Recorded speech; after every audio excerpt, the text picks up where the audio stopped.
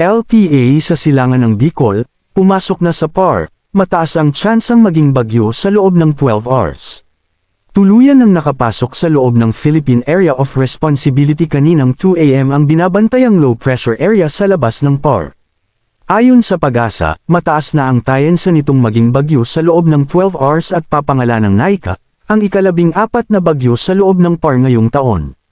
LPA sa loob ng PAR lumakas na bilang bagyo ayon sa JMA. Lumakas at ganap na tropical depression o mahinang bagyo ang low pressure area na kapapasok lamang ng PAR kanina ayon sa Japan Meteorological Agency, JMA. Posible itong lumakas at maging tropical storm sa susunod na 12 hanggang 24 oras ayon sa ahensya. Base sa forecast track nito, posible itong tumama sa bahagi ng Central Luzon, Northern Luzon area sa mga susunod na araw. Bagyong tatawaging NAICA, posibleng tatama sa Central Luzon sa Lunes. Inaasahan ng Japan Meteorological Agency na posibleng tumama sa Central Luzon sa Lunes ang bagyong tatawaging NICAF.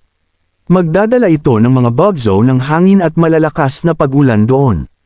Posibleng maapektuhan ang Metro Manila, Calabarzon, ilang parte ng Bicol Region at Northern Luzon ng rain bands ng bagyo. Magpapaulan na ito sa Bicol simula bukas, Linggo. Maging alerto po tayong lahat at magdasal. Posible pa rin ang pagbabago, magiging maaliwalas ang lagay ng panahon sa Luzon, Visayas at Mindanao pero asahan pa rin ang mga pag-ulan pagdating ng hapon o gabi dulot ng localized thunderstorm, samantala mangangalahati na ang buwan ng November pero wala pa rin ang amihan.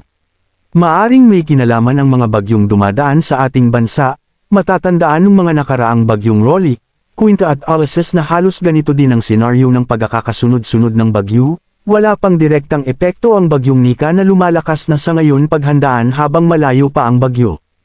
Manatiling nakatutok sa Weather Balita para sa bago pang update. Thank you for watching. Don't forget to subscribe.